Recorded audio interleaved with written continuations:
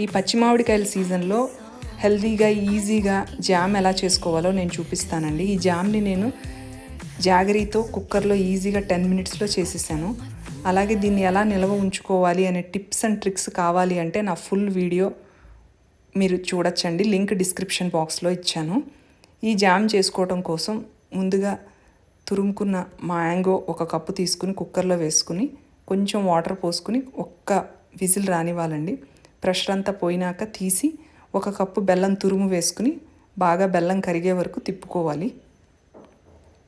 తర్వాత బెల్లం ఇదిగోండి ఇలా చెక్ చేసుకుని ఈ కన్సిస్టెన్సీ వరకు వచ్చాక అప్పుడు స్టవ్ ఆఫ్ చేసుకుని ఈ జామ్ అంతా ఆరే వరకు బాగా ఆరనిచ్చి తర్వాత ఇలాంటి క్లీన్ జార్స్లో స్టోర్ చేసుకుంటే కనుక చాలా రోజులు నిలవ ఉంటుందండి ఫ్రిడ్జ్లో.